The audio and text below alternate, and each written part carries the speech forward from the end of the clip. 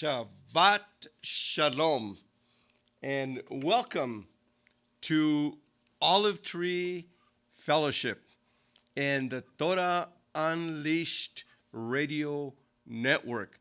And we want to welcome each and every one of you on this Sabbath morning. We believe that Adonai is doing great and mighty things in our lives today. He has given us an attitude adjustment to the whole world, because we as a world, even we as believers, need that time of every so often of attitude adjustment, of being waken up from our slumber, from our backsliddenness, even backsliddenness in the pew. And so we want to welcome you this morning. Today we are going to be talking about Passover Unleashed. My vision is to unleash the Torah, to bring the Torah that He has given us, and bring the Torah to that place of life after being chained up, after being taken away from us, stolen from us, maybe even times. And so we want to unleash Torah. And part of unleashing Torah is we want to unleash the holy days of Yahweh. And we are now in the Passover season. And so we want to now, on this Passover season, we want to come and be able to unleash the Passover. And we want to welcome each and every one of you. And I just want to remind you that during this time right now, we have Elder Gilbert on the outside of the congregation. As we are live right now, we are looking at this idea of continuing everything that Adonai has given us in the past, continuing it through this emergency time, so that on the other side of the bridge, we will be able to continue bringing you our services, our Torah, and our praise and worship. So we have Elder Gilbert outside. If anybody wants to do a drive-in tithing, last Shabbat, several of you came by and dropped your tithes. And so Gilbert is outside our building even as we speak. So you could come and bring your tithings. And so I want us to look at this idea of the Torah Unleashed, the Passover Unleashed. Today we're going to be looking at the dates of the spring feasts. The dates of the spring feast. And so what I'd like you to do is these three scriptures. We're going to look at these three scriptures specifically. And I want every one of you right now to memorize these three scriptures. If you want to, here you're at home, I'm going to ask you to just invite your friends, call your family, invite them to come and study with us today. You could be eating breakfast. I'm having my cup of tea, and so get your coffee, your tea, your water, and just sit with us for the next hour or so as we come and study. Now, the first scripture I want to go with you is Genesis 1:14. Now, as we want to study about the Passover, we want to study not only the Passover, but remember, Adonai has given us some festivals, some appointed times we're going to talk about. And in Genesis 1:14, read with me there. It says, Elohim said, let there be lights in the vault of heaven to divide day from night. Let them indicate festivals, days, and years.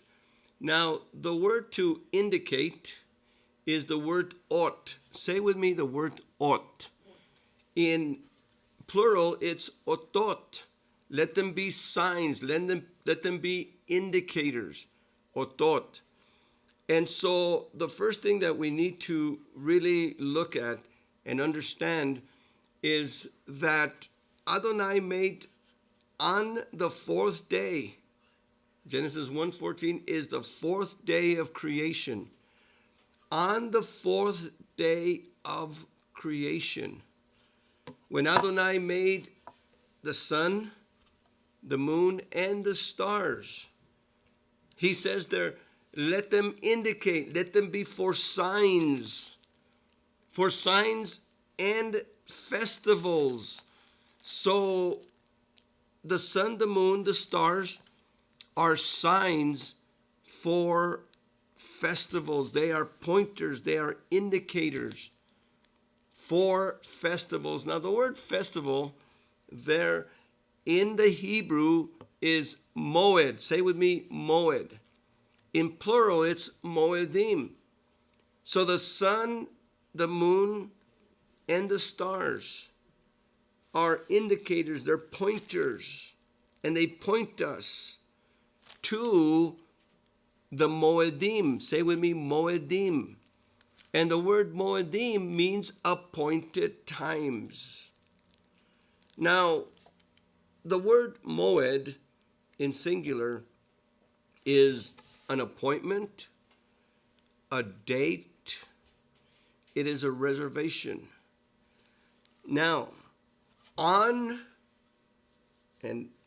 look at this carefully, on the fourth day of creation, when he created the sun, moon, and stars, this is before he created mankind, before he created Adam. He created a system, a calendar system, where we would not only measure days, months, and years, but the calendar system that he developed on the fourth day before the creation of man was to indicate, to point towards Moedim. We didn't know the Moedim yet. Adam hadn't been created yet. But yet Adonai made these indicators. The sun is an indicator, the moon's an indicator, the stars are indicators, pointers, signs, like a sign up the road over there. There's a sign over there. It tells you stop. There's a sign over there that the light system, red, yellow, green, indicates something. They point you to stop, slow down. Not dale vuelo, not give a gas, but slow down because the red light is, and then green says go. Those are pointers, those are indicators. And in a sense, that's what the sun, the moon, and the stars are. They're pointers, they're indicators, they're otot. And they're otot for the moedim. Now, most people that might be listening to this, we've never been taught this. We were not taught this as children.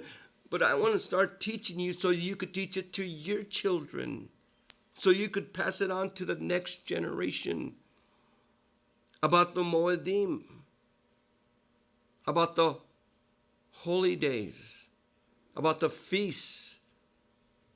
We need to understand this. And so Genesis 1:14 is a chapter and verse that we should have in our minds, that we should understand and keep. The next scripture I want you to look at here on our board is Leviticus 23:1. Let's go to Leviticus 23:1. And here in the book of Leviticus, at chapter 23, verse 1. Watch what it says. And Yahweh spoke to Moshe, and he said, speak to Bnei Israel, speak to the sons of Israel, and say to them, the Moedim. Now we already know what Moedim is. The Moedim is the appointed times. The appointed times of Yahweh. Now notice that it says the appointed times of Yahweh. Notice what it doesn't say. It doesn't say the appointed times of Israel. It doesn't say the Jewish feasts. It doesn't say that. It says the appointed times of Yahweh, Moedim Yahweh. When we talk about the holy days, the holidays, many people talk about the Jewish holidays. Oh, that's for the Jews. It's not for us Christians, I've heard many people say. That's for the Jews. No, it's not.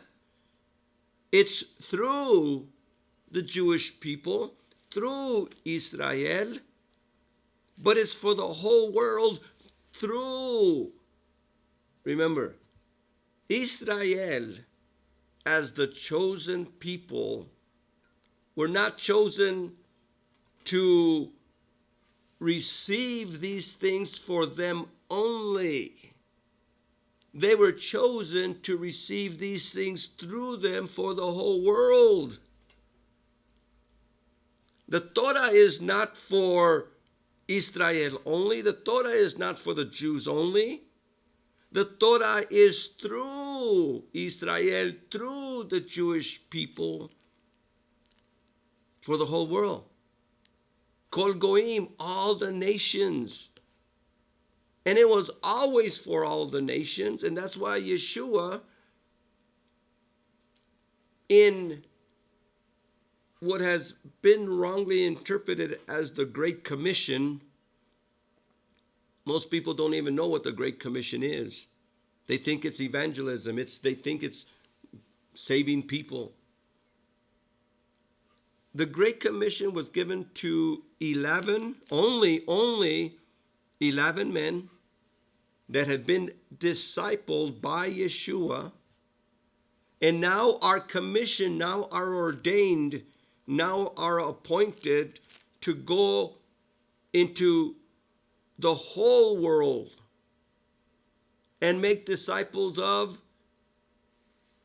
Kol Goim, all the nations. And so Yeshua brings the good news to all the nations through his apostles, through his sent out emissaries. But this appointed times are appointed times of Yahweh for the whole world, through Israel, through Bnei Israel. And so we need to understand that as a basic fact of Mosaic, Messianic, and Apostolic faith and doctrine. Now it says, the Moedim, the appointed times of Yahweh to which you summon them. One of the most important things that we need to understand is that the appointed times to which you summon them, there are summons. At this point, every Israelite was summoned. Every Israelite was summoned to come and meet with Adonai. Every Israelite was summoned to come and meet with Israel.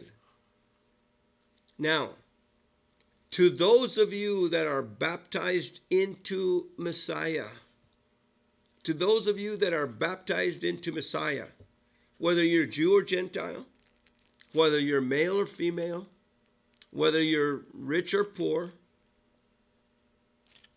if you've been baptized, immersed underwater into Messiah, then you have been grafted into the olive tree of Israel. If you're Jewish and you've accepted Yeshua as your Messiah, you've been regrafted. You've been regrafted from the broken branches that were cut off because of unbelief. Now, because of belief in Messiah of Israel, you have returned, you have teshuvah to the Elohim of your fathers, to the Elohim of Abraham, of Isaac, and of Yaakov. You are returning, you are regrafted now into the olive tree of Israel. If you are of the nations, if you are a Gentile, then you have been cut off from the wild olive tree of the nations, and you've been grafted into the olive tree of Israel. So whether a regrafted branch from the broken branches, the cut off branches, or a grafted branch from the wild olive, together we form that one new man. We form the Israel of Yahweh, the Israel of Elohim. And together we now are summoned. You are summoned. If you are a believer in Yeshua, Adonai in this verse is also summoning you. He's summoning us. And he's summoning us to our sacred assembly. Notice what it says there. The Moedim, the appointed times of Yahweh, to which you summon them, are my Mikra Kodesh. Say with me, Mikra Kodesh. Mikra Kodesh. The word Mikra means meetings, convocations, rehearsals. And of course, Kodesh is a word that many of you already know. Kadosh means holy. The Latin's sacred, sagrado in Spanish, set apart. The word holy means to set something apart. So these mikrot, these Mikra Kodesh, are set apart meetings. They're set apart convocations. They're holy convocations. They are holy rehearsals. So think of it. The Moedim are Mikra Kodesh. The Moedim are set apart rehearsals, set apart meetings. They're rehearsals that are special rehearsals. And so the most important thing we need to know is, again, Genesis 1:14. Genesis 1:14. The sun, moon, and stars indicate to Moedim, to the appointed times. The appointed times of Yahweh, to which you summon them, you are summoned. Elohim is summoning you, are Mikra Kodesh. So every time you come to an appointed time, you are rehearsing. You're rehearsing different things. You're rehearsing for the big day. And all these are fulfilled in the big day of Yeshua. Now, remember, these are appointments, they are reservations, they are dates. And again, every one of us knows about reservations. Everyone knows about dates.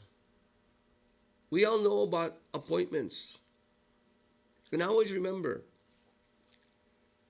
we're talking about appointments that Yahweh makes with his people Israel, and through his people Israel to every believer in Yeshua, whether you're Jew or Gentile, whether you're male or female, whether you're rich or poor. Those are basic things we need to understand. Now, these appointments are made by Yahweh to us.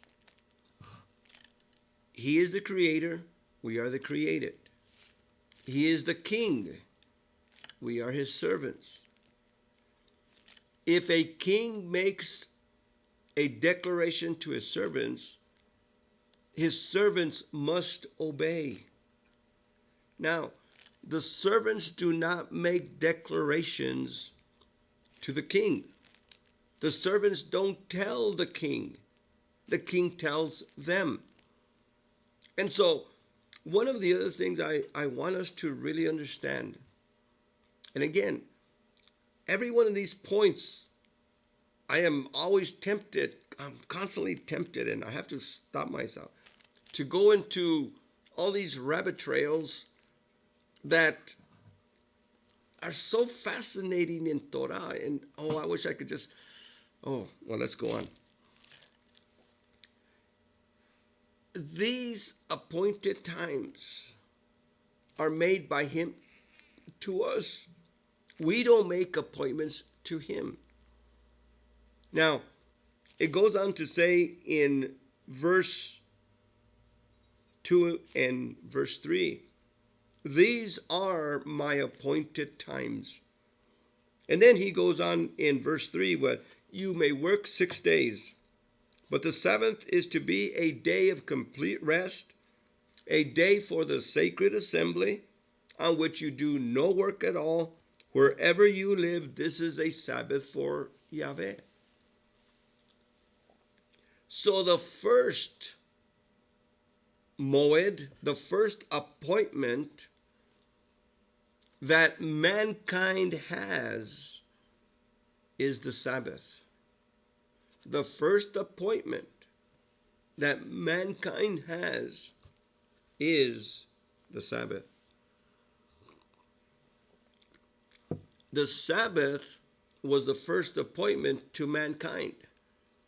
Mankind was made on the 6th day. Adonai made Adam, male and female, he made them, he created them. And on the 7th day, he made what we call Shabbat. He made Shabbat as an island in time. He made Shabbat as a day of rest for mankind. But watch this. He is the prime example. Yahweh is the prime example. And he gives us his example, what he did for us to do. There in Genesis 2:3, it says that Yahweh on the seventh day, he ceased from his labor. He ceased. He stopped. The word to cease is also the word to rest. It's also the word for 7, to complete. The number 7 is the number of completion. On the 7th day, he completed the work of creation. And because he completed the work of creation, because he ceased on that day, he set it apart. He made it kadosh. Now remember, all there was at that time was Adam and Eve. And Adam and Eve received a kadosh day, a Yom Kadosh. We also call this, and this will set us up all the way to the book of Revelation. We call this Yom Yahweh, the day of Yahweh. Yahweh's day, the day of Yahweh, Yom Yahweh. So the Shabbat is Yom Yahweh, the day of ceasing, the day of resting. And so he rested. He ceased from his labor of creation. Now, did he need to, oh, I'm tired? No, it's none of that. It's not about tiredness. It's about resting from our 6 common days that you will work 6 days. Those 6 days that we work are common days, ordinary days, working days. But the Sabbath is a day to cease from those days, a day to set apart so that our bodies could receive a rest, so that our animals could receive a rest, so that our servants could receive rest. And we're told that this is a day to stop. Stop. Everybody stops. Think of it. If everybody would stop,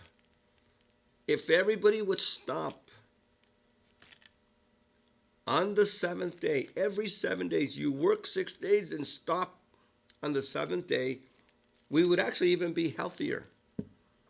We would actually, spend less. Like right now, I bet you the emissions in the air are very low because why? Very few cars are out there because of our temporary emergency. And if we would do that, can you imagine? Our world would be much better if we would just cease 1 day a week and rest. Your body is wired. Your body is pre-wired to work from day 1 to day 6, what we call Sunday through Friday. And your body is pre-wired to rest on the Sabbath. So from last night, remember, in Hebrew, the day, the Yom, begins at sundown. And there was evening and there was morning, Yom Echad. So the first 24-hour rotation of the earth was in darkness. And that 24-hour rotation started and ended evening to evening. And so we need to look at the idea that a Hebrew day, a biblical day, again, this is going to teach, just knowing that is going to get you into a lot of fascinating things and knowledge and connecting dots that maybe you've never connected before. And so at sundown on Friday night, for the next 24 hours to the next sundown, we cease from our labor. Our body's preconditioned for that. And if we don't do that, then our body will suffer for that. Our soul will suffer that because we need our bodies, our souls, our mind, will, and emotions to also take a step back from the world. And this is also, think of it, Adonai made a pre-conditioned family time. So every Sabbath is actually family day.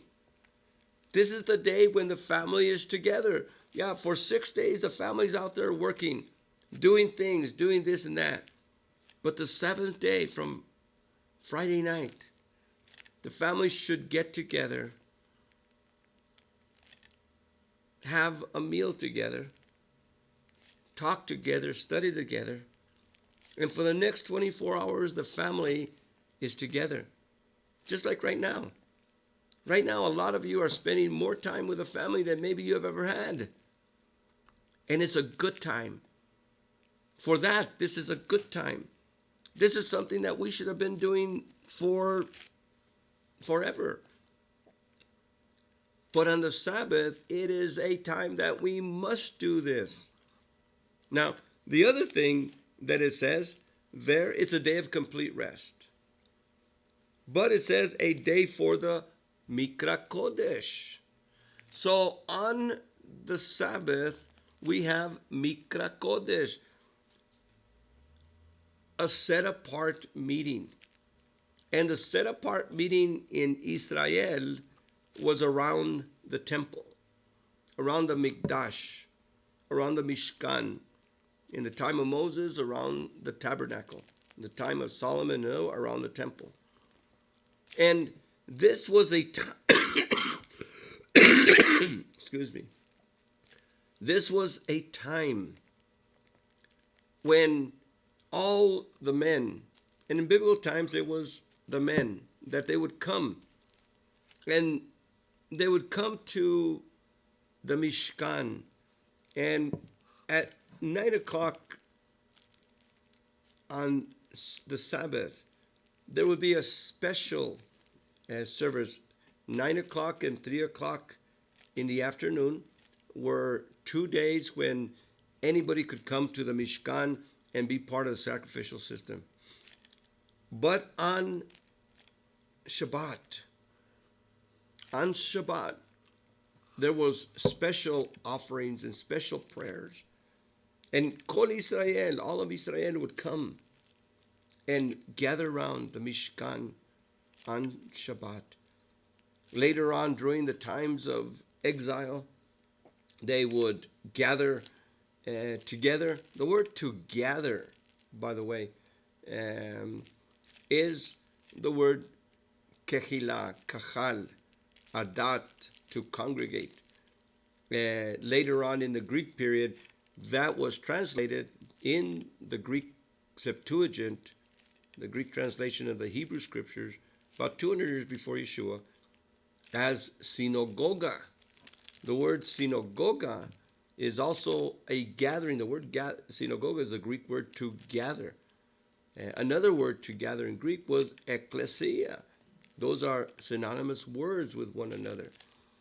And so they would gather, they would synagoga, they would assemble, ekklesia, and they would assemble together, and they would pray, they would read Torah.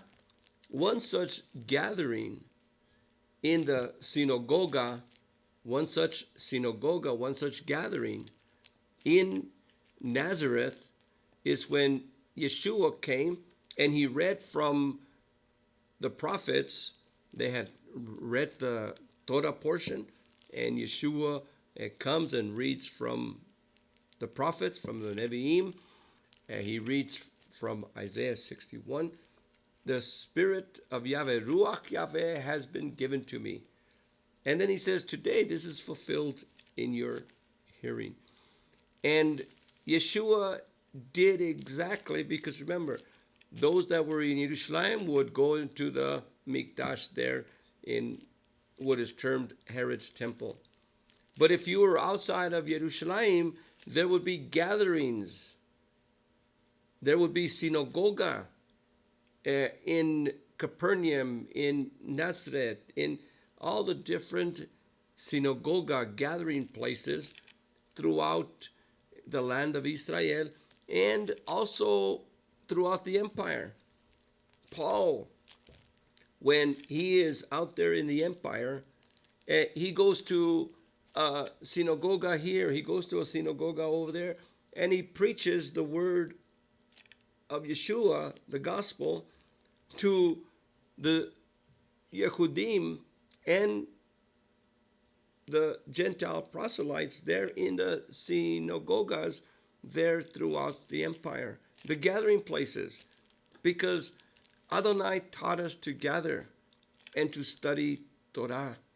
This is a synagogue here in Albuquerque, one of the synagogues in Albuquerque, one of the gathering places, one of the ecclesias, one of the cajals, the kehillah, the assemblies. And so we gather for what? To hear the word of Elohim. And so on the Shabbat, what do? On the Shabbat, we gather, and as we gather, we study Torah. We see this, in fact, a very important scripture here would be Nehemiah chapter 8. Read Nehemiah chapter 8, and you will see the flavor of what a Mosaic, Messianic, and even an apostolic congregation should be like. And this is something that the early kehillah practiced. In fact, I'm going to take a little rabbit trail here and take you to the book of Acts. And go with me to the book of Acts. And here in the book of Acts, go with me to chapter 15, book of Acts, chapter 15. And there at the assembly, there was a controversy and first council of the early Kehillah. In Acts 15, Peter speaks, and then James speaks. And watch what James says in 15:21. For Moshe, has always had his preachers in every town, and is read aloud in the synagogues every Shabbat.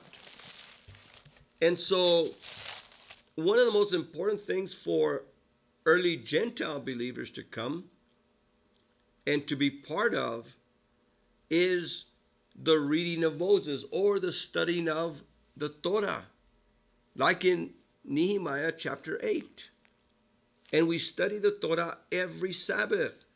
Moses is read. We read Moses here every Sabbath, as it has been and it is always will be. We do this, and we encourage you to go to a place on the Sabbath, the seventh day, the Moed, the appointed time, that you could listen to Moshe every Sabbath, the Torah scrolls. Now, we said that these appointed times, these Moedim, to which you're summoned every Shabbat, every seventh day. Remember, you're not summoned on Sunday. You're not summoned on Tuesday nights or Wednesday nights or whatever times you're not summoned then. Now, can you meet on a Sunday? Yes, you can. Can you study on Wednesday nights? Of course, you could study and get together and praise, and you could do that any day of the week. We should do it every day. We should pray every day. We should study every day. We could gather every day. The early Kehillah gathered every day in their homes. And they had oneg in their homes. And they studied together. But you're not summoned on Sunday. Sunday is not a holy day of obligation. The only holy day of obligation weekly is the Sabbath. And this is a holy day of obligation from Yahweh, not from a church, not from a council, not from anything else, but from Yahweh himself. The Sabbath is a holy day of obligation to every believer. Israel has been following this for years, thousands of years. And the early Kehillah followed it. Yeshua followed it. Yeshua followed Sabbath as a holy day of obligation. Paul followed the Sabbath as a holy day of obligation. They did not follow Sunday. Sunday was transferred about 200 years after Yeshua. they started meeting on the first day of the week. And then it was made a law. But the early Kehillah, the original Kehillah, the Messianic Apostolic Kehillah, followed Shabbat as a holy day of obligation. And I'm going to ask you to follow Shabbat as a holy day of obligation. And remember, while this is not a salvation issue, it's an obedience issue. It's an obedience issue that we will have to give an account for at the Bema seat when we stand before Adonai, before Yeshua, at the Bema seat of Messiah. This is found in 1 Corinthians 3:10 and following. Again, that's another excellent teaching that we need to get into. These are the appointed times, the Moedim of Yahweh, the Mikra Kodesh, to which you summoned the sons of Israel on the appointed day. That's Leviticus 23:4. And then he gives them. Now, let's go to our other scripture. In Leviticus 23:5, he says, the 14th day of the month between the two evenings is the Passover of Yahweh, and the 15th day of the same month is the Feast of Unleavened Bread. Here in Exodus 12:1 and following is a very important scripture. Remember, Genesis 1:14, Leviticus 23:1 and following, the whole chapter of Leviticus 23, by the way. And now we have Exodus 12:1 and following. Now let's look at the first verse. This month must be the first month for you, the first month of your year. Now notice what it says. Chodesh Chadzeh. This month. Chodesh is month. Chadzeh is this. Chodesh Chadzeh. This month. To you, Lechem. To you, Rosh. Rosh. Rosh is head. Rosh. Rosh. And right here it says, Dashim. Rishon, the first, the head, the first month of the year, the head of the year. And over here, Shanaim, it says that it is the first month of the year. And so it's important for us, even now, to look at this idea that if we want to learn the dates for the spring feast, the dates for the Passover season, it begins with Exodus 12:1. Exodus 12:1 says, this month is the first month of the year, the Rosh Hashanah. Now, I know that in the traditional Judaisms, Rosh Hashanah is celebrated on the first day of Tishri, the first day of the 7th month. Now, that might be well and good, and some people call it the civil year. That might be well and good. But I am not told that in Scripture. Scripture doesn't even tell me that it's the first of the civil year, first day of the civil new year. And so on Yom Teruah, people say, Chashana Letovat, have a good year. Have a good year. Well, have a good New Year's Day. Because to Rabbinic Judaism, that has been assigned. Rosh Hashanah has been assigned to the first day of Tishri. Now, in Leviticus 23:23, the first day of the seventh month, which is the first day of Tishri, is called Yom Teruah, the day of the blast, the day of the shofar, the day of the shout. And that's all it says. It's the day when you shout, when you blow the shofar, but it has nothing to do with a new year. But here in Exodus 12:1, my argument is that here in Exodus 12:1, it does say, this is the first month, the first of months, the first month of the year. Rishon Hashanah. The first, Rosh Hashanah, Rishon. Again, the first of the year. El primer día del año. And so here in Exodus chapter 12, it sets up. Now, we're studying this study in 2020. And this last Wednesday was our Rosh Hashanah. We celebrated Rosh Hashanah. And I celebrated it at my house, and we didn't see the crescent moon. It begins with the crescent moon.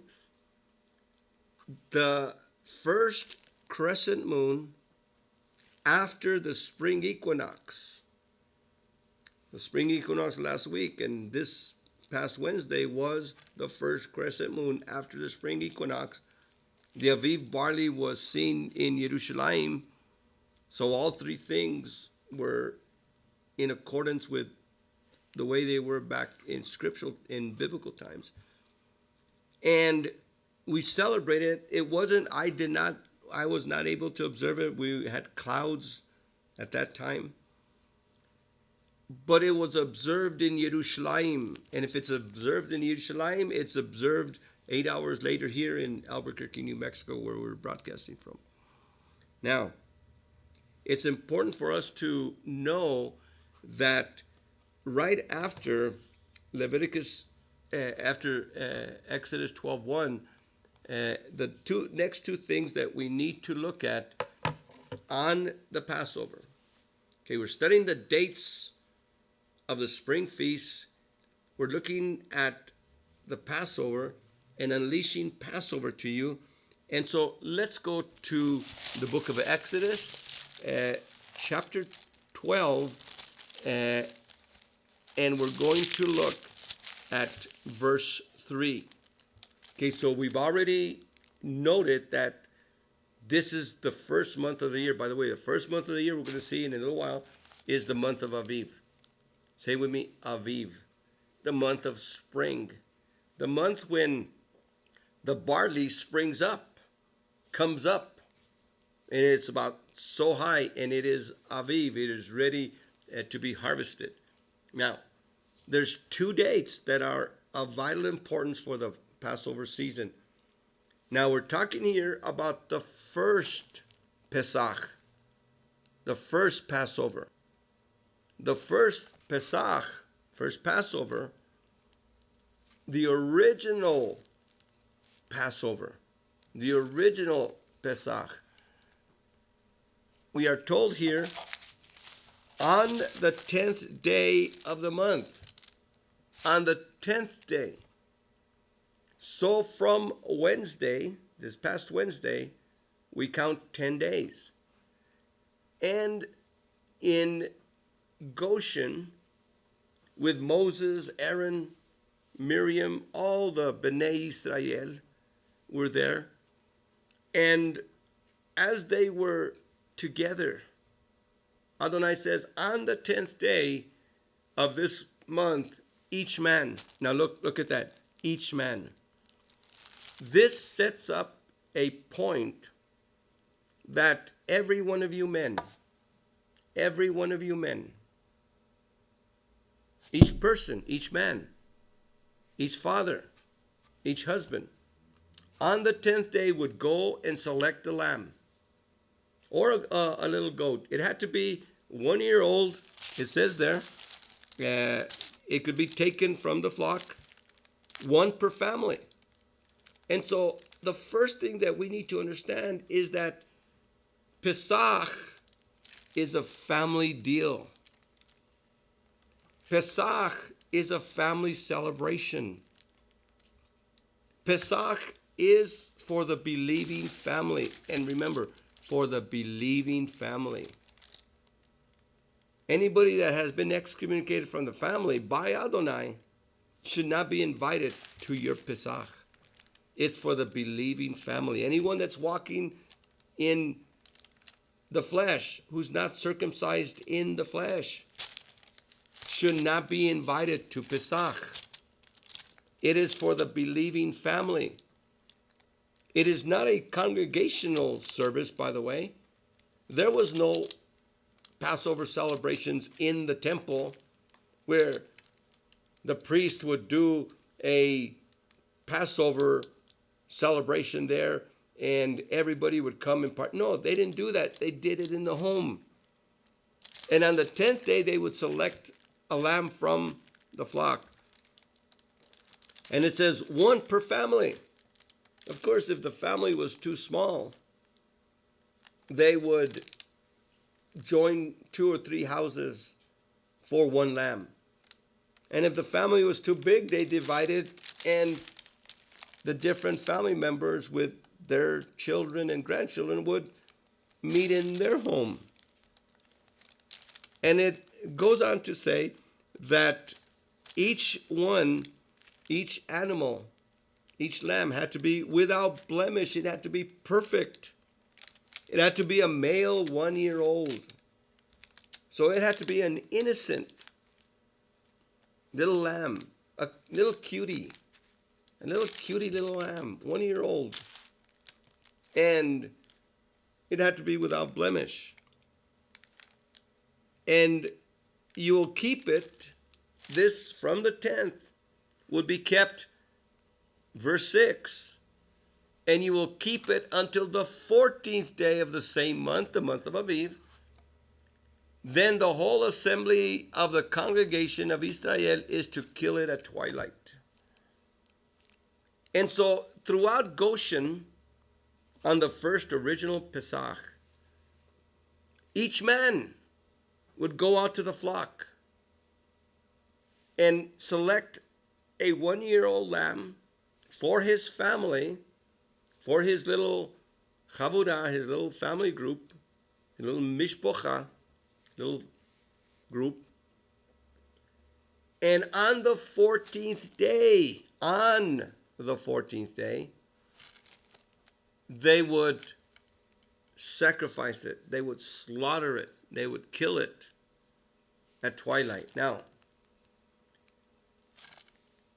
we here at Olive Tree, following the studies that I've come up with, there's 2 things about me that you cannot say I'm wrong in. There's 2 things about me that you can't contradict me in. There's 2 things about me that you cannot say, oh, he's wrong. Number 1, I don't know everything. I don't know everything. And you know what? Let me tell you a secret. Nobody else does. Nobody else does. The second thing is, while we may all be wrong, we can't all be right. And that applies to me, but that applies to every one of you that are pastors, rabbis, teachers. That applies to everyone that every one of you are studying from and learning from, whether it's in local congregations, in home groups, or some of you on the internet, with all the different voices out there. Always remember this. None of us know everything. I don't know everything. And while we may all be wrong, we can't all be right. Now, I am presenting to you models. I'm presenting to you models of the studies that I have come to understand. And I'm passing them on to you. Other pastors, other rabbis, other leaders, teachers have other models. But remember, all these are just models. We can't all be right because some models are different. What I'm presenting to you might be different than what another rabbi is teaching. But I'm presenting to you with the best of my ability that I have prayed, that I have studied, that I have come to. Now, here are some of the differences. I believe that in Goshen, they selected the lamb on the 10th day. And they kept it for 10 days. I believe that on the 14th day, when the 14th day came,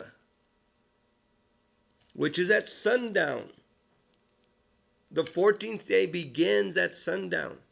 It says at twilight. What is twilight? In Hebrew, it says between the two evenings. Now, when is between the two evenings? Now, to my back is the west, and I'm facing Jerusalem. I'm facing towards Israel by looking straight this way. But towards my back is the west. And the evening begins when the sun sets. As the sun is setting, the first evening comes in. As the sun is setting, not 3 o'clock, not 3 p.m., not 12 noon, but as the sun is setting is the first evening. And from the time the sun sets, we start looking at the sky. And all of a sudden, after the sun sets and it starts getting dark, you start seeing one star. You start seeing 2 stars. Then you start seeing a 3rd star. Once the 3rd star comes, that means that the sun has not only set over the horizon, your particular horizon, but by that time the sun has already set on the curvature of the earth, because the earth is round. And it sets over the curvature of the earth to the point that it is dark enough for you to see 3 stars. That's twilight. 1 light, 2 lights, 3 lights. And with the 2 lights and the 3rd witness, 2 or 3 witnesses, then the day begins. And on the 14th day, at the beginning of the 14th day, now one of the particulars that I teach is that the original Passover took place at the end of the 13th day of the month, at the beginning, because as you shall keep it until the 14th day. That same month, all of Israel, throughout Goshen, in this house, in that house over there, here and there, every house, they were doing the Pesach. They were doing the Passover. They were slaughtering the lamb between the 2 evenings. And at this time, what they did is they sacrificed the lamb. Now, the lamb is the most important part of Pesach. The lamb is the most important part of Pesach. And you will slaughter it. This Passover lamb, this sacrifice lamb, is called the Korban Pesach. Say with me, Korban Pesach. This is the Passover sacrifice, or the Passover lamb. Now, there are 3 elements to Passover. The 3 elements of Passover are the lamb, the Korban Pesach, the unleavened bread, the matzah, and the bitter herbs. Read with me here in Exodus 12 and verse 7. Let's begin with verse 6. You shall keep it until the 14th day of the month, when the whole community of Israel shall slaughter it between the 2 evenings. Some of the blood must then be taken and put on the 2 doorposts and the lintel of the houses where it is eaten. So, the first thing about the Korban Pesach, the lamb is sacrificed. The moment that lamb is sacrificed, it becomes the Korban Pesach. That moment, it is the sacrificial offering. Now, there is power in the blood. There is power in the blood. Blood has power. Now, blood is an interesting study that I would encourage you to make.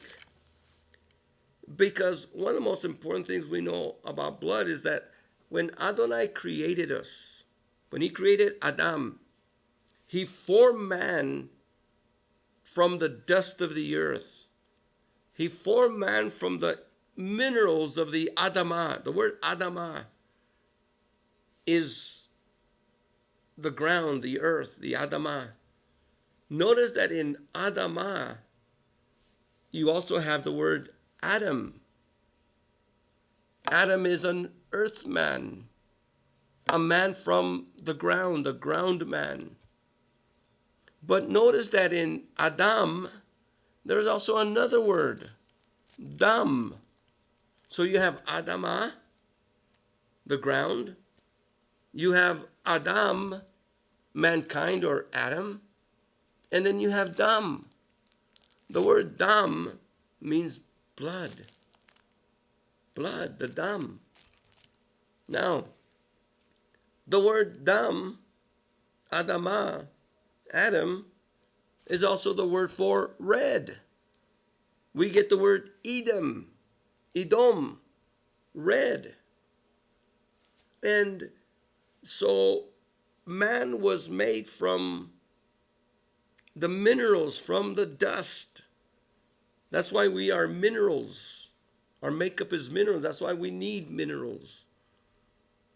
And he formed us. He actually fashioned from the minerals of the Adamah. And he breathed, soplo, the breath of life. And man became a living soul. He became a soul man. The Ruach of Elohim, he breathed into us. And we became alive. We became a living unit. Every one of us is a living unit. And we became a nefesh. We became a suke. We had a mind, a will, and emotions. And our spirit was alive. And we were alive. We had blood. The reason we are told not to eat blood, the reason we're told not to eat blood is because the life of the flesh, the soul of the flesh, is in the blood. So in your blood, in your heart, through your arteries and veins, to every capillary, get a little pin and prick yourself just so slightly. And what comes out?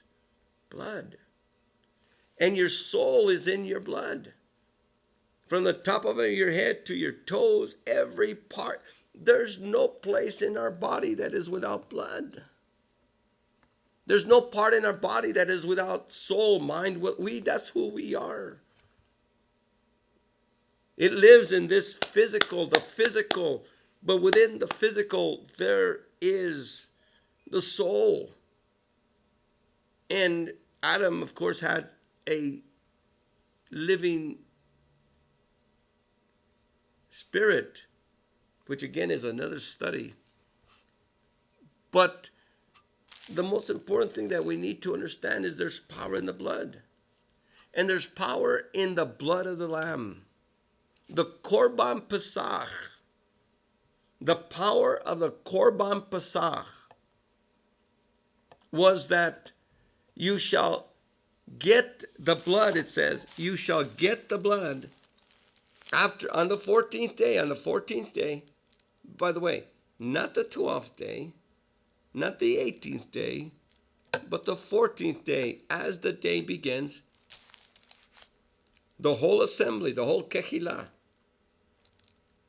shall slaughter it, shall sacrifice it between the two evenings. Some of the blood is taken and put on the doorpost, on the mezuzot.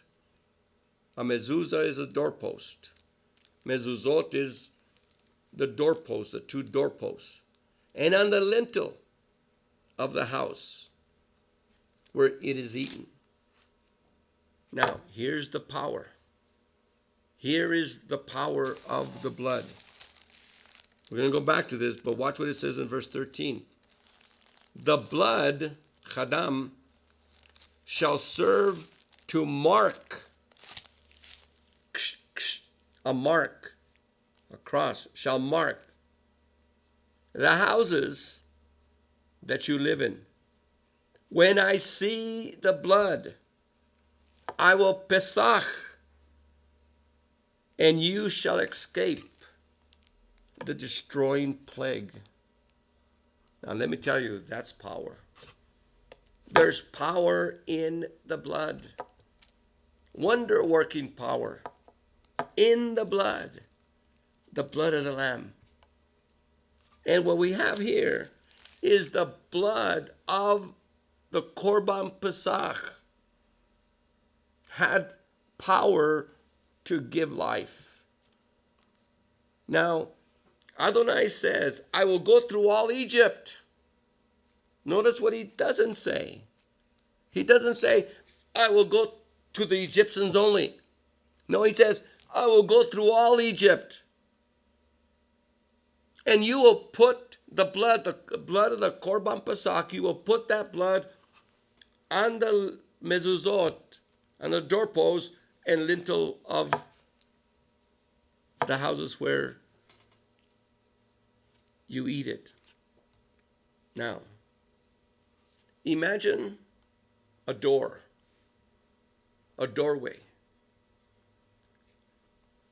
And this doorway, you get the blood and you have it in a pan.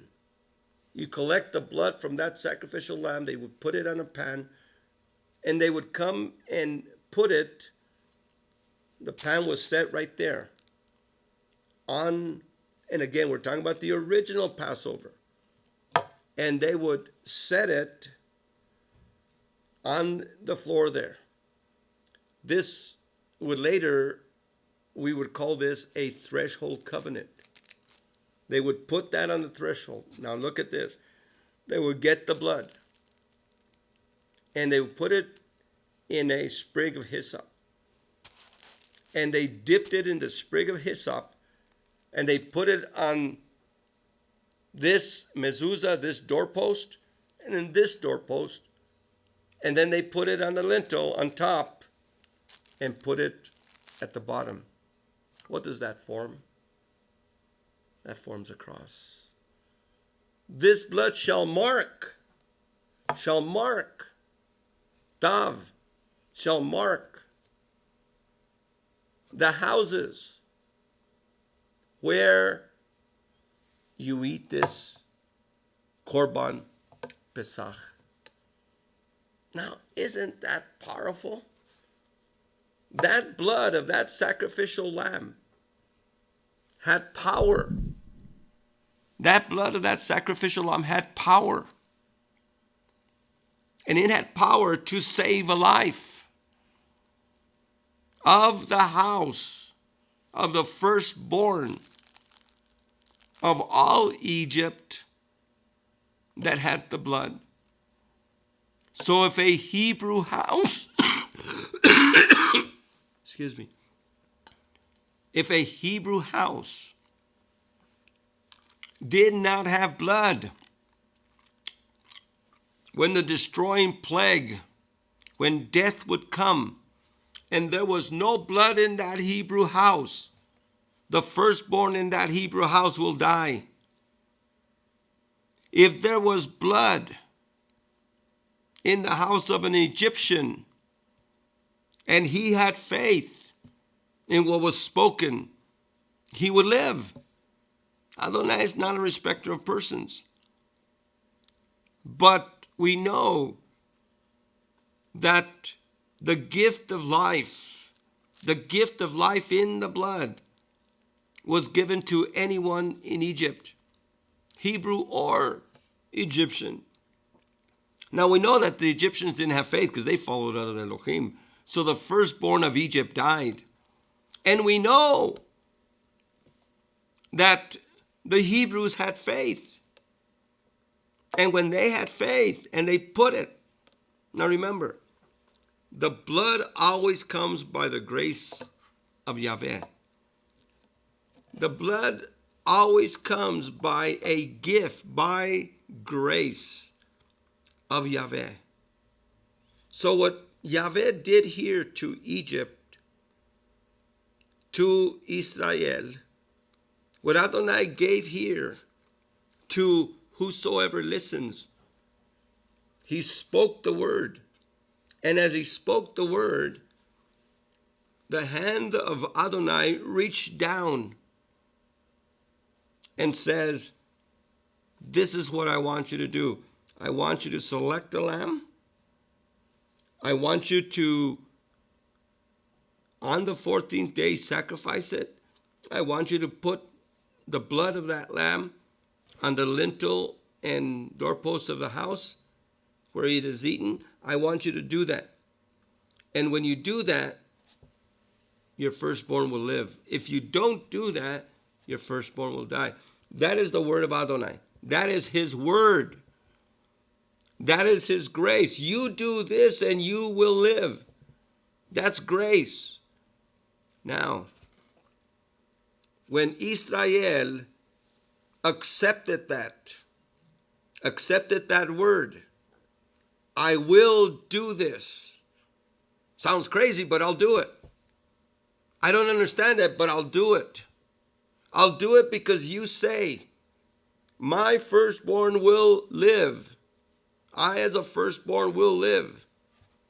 If I, on the 10th day, get that lamb, select it, keep it. On the 14th day, I sacrifice it. I put blood on the doorposts and lintels of my house. And if I do that, I will live. And that's faith. Adonai speaks his word. He tells you, you receive it. That's grace through faith. And when Adonai reaches his hand down and you reach your hand up, that's salvation. That's redemption. And that's what happens here. Remember, I've said this many times before. That's the same thing that happened with our father Adam. To our father Adam, Adonai says, the day you eat of it, you will die. In dying, you will die. And Adam ate of the forbidden fruit, and that day he died. Body, soul, and spirit. His spirit automatically died. His soul began the process of dying, and his body died 930 years later. In dying, you will die. But what do we have here? After that, Adonai, yes, he did discipline them. He disciplined the serpent. He disciplined Adam. He disciplined Eve. Adonai gave us disciplines for our rejection, and he does all the time. I've been disciplined of him many times. Now, what's interesting here is that Adonai begins the grace system of blood sacrifice. The grace system, notice what I'm saying, the grace system of blood sacrifice. The sacrificial system of Israel, unlike the sacrificial systems of the counterfeits, because remember, everything paganism in the world does is a counterfeit of what Adonai intends, but they do it man's way.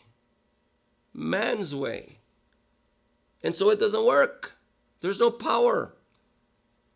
The sacrificial system of Adonai, the original sacrificial system of Adonai, is a grace system.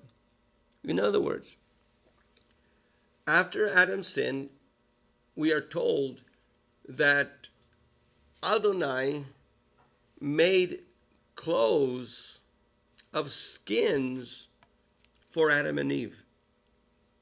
They had made clothes of fig leaves to hide their guilt and shame. That's religion. That's the invention of, that was the first religion. The first church of the garden, or the first church outside the garden, was a religion of fig leaves. Self-atonement. Kippur. Kippur means to cover yourself. Self-covering. They covered themselves with fig leaves. They went and hide. That's self-atonement. That's religion. That's a religion of works, where you go and you get something and you put it on to cover your guilt and shame. That's religion. That's works. That's legalism. Becomes legalism. But see, Adonai did not do that. What Adonai did, it says Adonai covered them with skins of an animal. Now, I'm not speculating because I know several things. First of all, I know that it was a lamb. How do I know it was a lamb? Because Adonai is the same yesterday, today, and forever. And so what Adonai does, did, will do, is always the same. And so what do we see here? We see here that Adam and Eve has guilt and shame. He disciplined them, and now Adonai covers them. This is biblical covering. This is covering from Adonai. He's the only one that could cover. Now remember, cover. We're not talking taking away. We're talking covering. Now, man's religion, self-covering, self-atonement versus Yahweh atonement. So, in order for Adonai to cover Adam and Eve with skins, what had to happen? There had to be the death of the animal. There had to be a sacrifice. This is grace. Watch what Adonai does.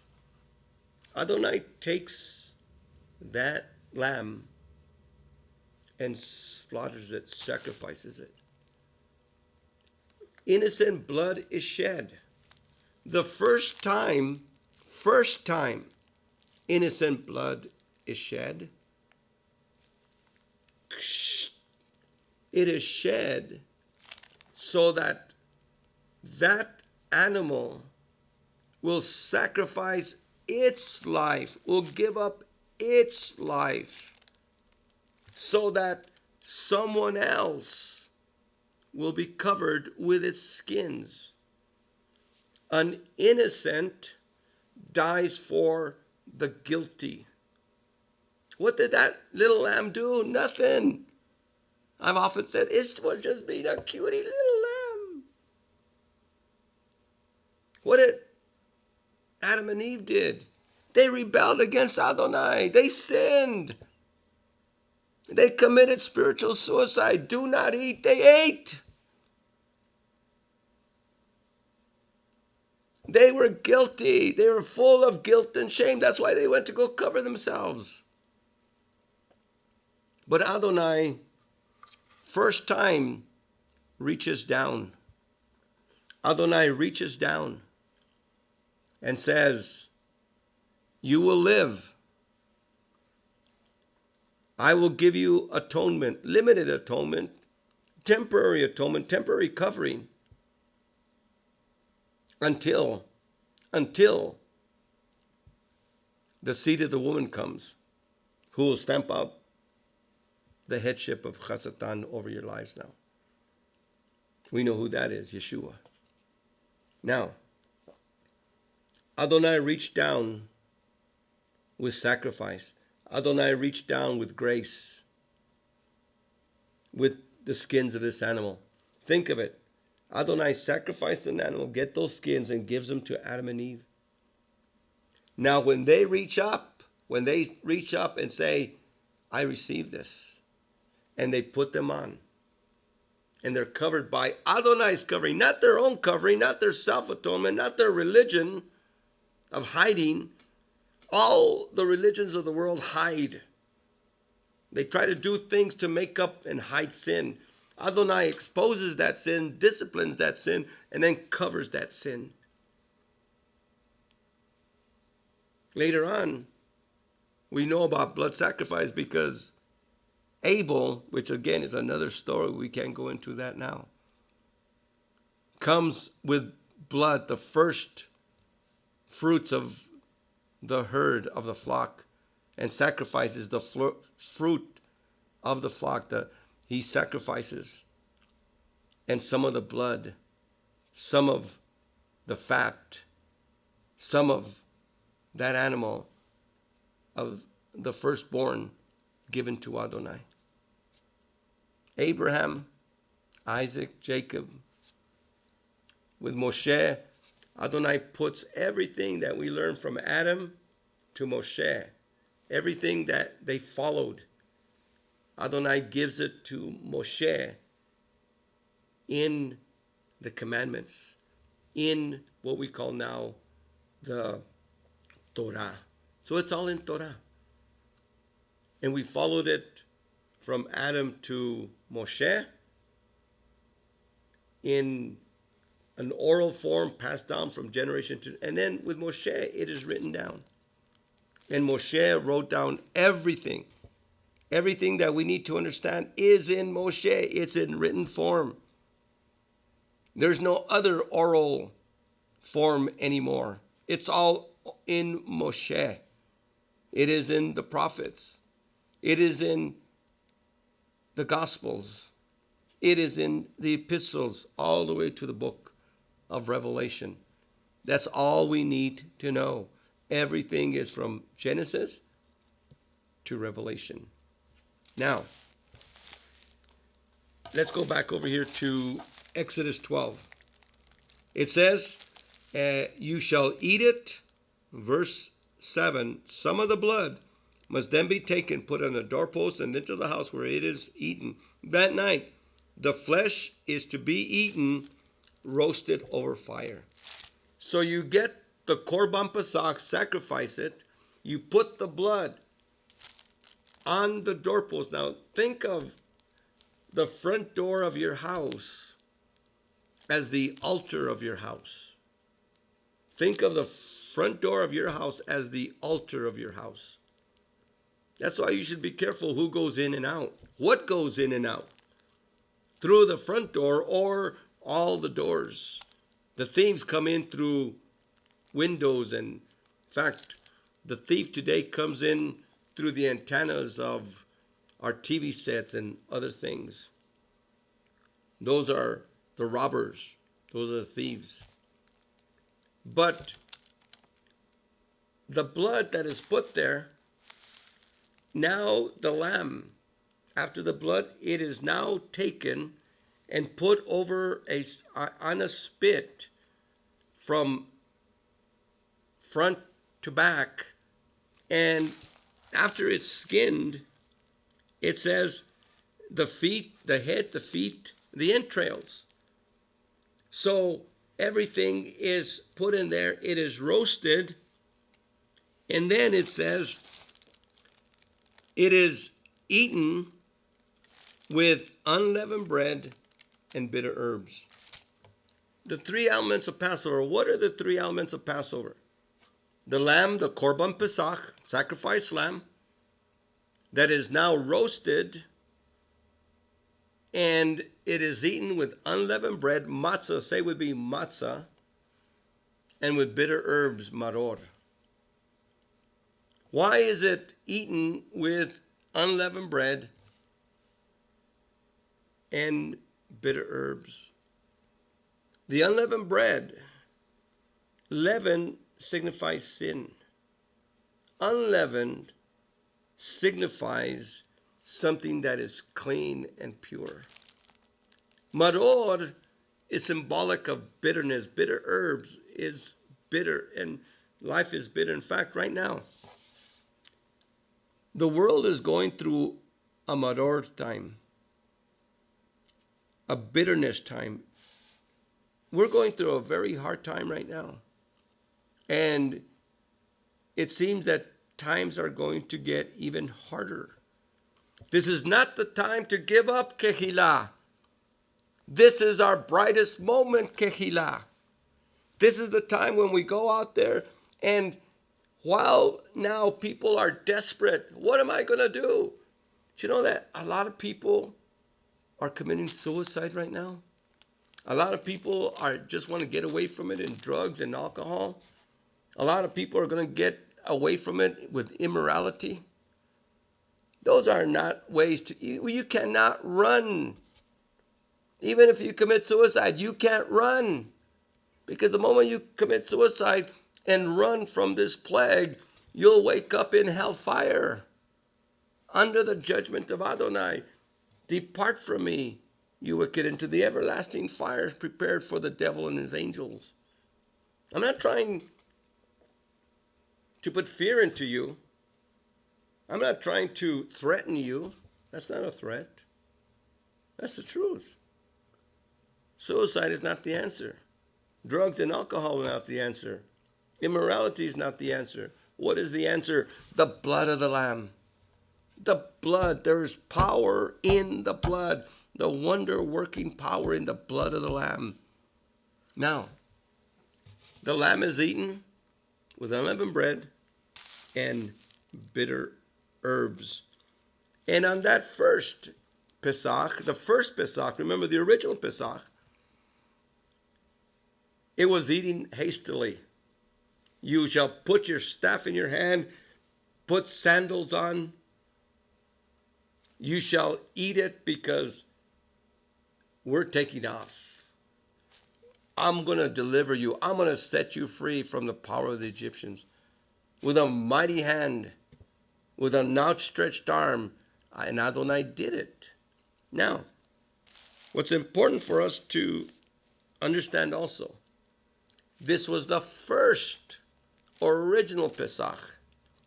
Now, I want you to go to Exodus 12 and verse 14. After Pesach passes over, by the way, let me show you Pesach. What does the word Pesach means? The word Pesach means to pass over. But there was two passing overs every house that night. Two passing overs.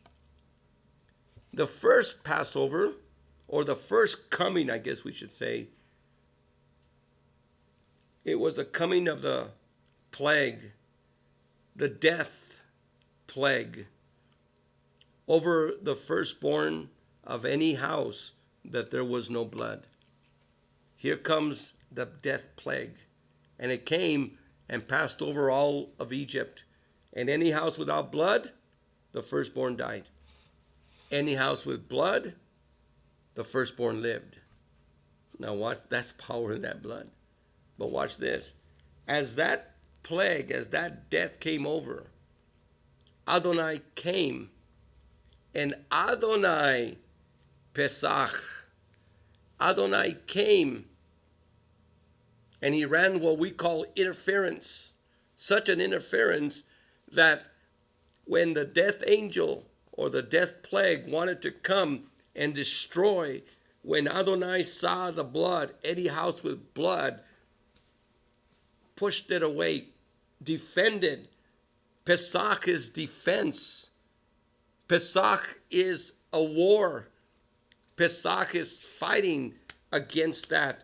And Adonai protected. It is a protection. It is a dome over the house. Yahweh is a dome. It is a Passovering, Pesaching, if you will, dome over the house with blood. When I see the blood, I will Pesach. I will pass over. I will protect. I will defend. There's power in that blood. The blood that Hebrew, the blood that Israelite put by faith. He did it by faith because Adonai says, do this and I will save you. I'm doing this and I am saved.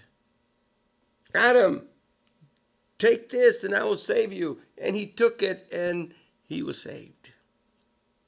There's power in the blood. And it's important for us to know that on this first Pesach, the original Pesach, we are told now, verse 14, this day is today to be a day of remembrance. Yom HaZakaron. Yom HaZakaron. The day of remembrance.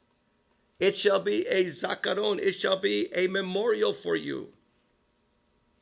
From the first Pesach, the original Pesach in Goshen, from now on and into the future and forever, we look back to Pesach. Pesach is to be a Yom HaZakaron, a day of memorial, a day to remember. You must celebrate it as a feast, a moed, a chag, in honor of Yahweh. In honor of Yahweh.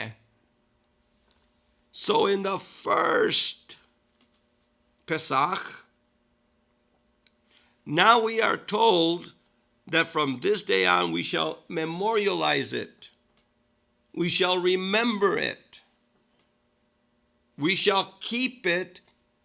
We shall celebrate. The first Pesach was a very hard Pesach. Remember, we were in Egypt, Goshen. The Pharaoh had said, I'm going to kill your firstborn, Israel. And in saying, I'm going to kill your firstborn, Israel, he was, in a sense, bringing upon the death of his firstborn. In the judgment he put to Israel, it was put on him. Judge not lest he be judged, but the judgment you make on others, that judgment will come upon you. What you sow is what you reap. And so one of the things that we have here is that from now on, we will not celebrate it with staff in our hand. We shall not celebrate it with sandals on our feet. We shall not celebrate it in haste. We will celebrate it. We will observe it reclining with no shoes, with no staff. We shall celebrate it and enjoy it and have a festive time. The first Pesach wasn't festive. But in the first Pesach, here in verse 14, we're told from now on, it shall be a Zakaron. It shall be a day of memorial, a day of remembrance. And you shall celebrate it as a feast in honor of Yahweh. So Pesach is a feast in honor of Yahweh. Pesach is a feast, a celebration to honor Yahweh. So on Pesach, I honor Yahweh. And I honor Yahweh because now I know that there is power in the blood. There is power in the blood of the Lamb. And in the first Pesach, there was power in the blood. Subsequent Pesachs, there is power in the blood of the Lamb. Now, what's interesting is that from this time on, and we are going to, this is only part one. In part two, we're going to study and unleash Pesach through the centuries, coming to the time of the second temple, coming to Yeshua's Pesach. And then in another part, we're going to actually study the Pesach of Yeshua. And one of the studies, we're actually going to be doing a Pesach. What we're going to be doing is showing the matzah, the bitter herb, and the Korban Pesach, the remembrance of the Korban Pesach. These are the three elements of Pesach. And we're going to be actually doing a Pesach so that every one of you men, every one of you fathers, husbands, could do Pesach in your home. I want every one of you to do Pesach in your home. Now, we haven't done Pesachs here at Olive Tree. We don't do congregational Pesach. I do not believe in a congregational Pesach. The reason I don't believe in a congregational Pesach is that I don't believe that we should advertise Pesach and say, whosoever will come. No, Pesach is not a time. The Seder is not a time to whosoever will. The Pesach, the Passover Seder, is for believers only, and it's for believing families only. Only those who are born again, whose hearts have been circumcised by Yeshua, can partake of a Passover Seder. This is for believers only.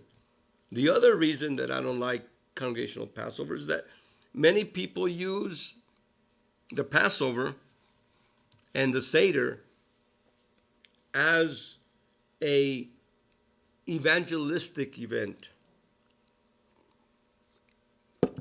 To me, using the Passover as an evangelistic event, I really see that as coming against the whole nature of what Pesach is.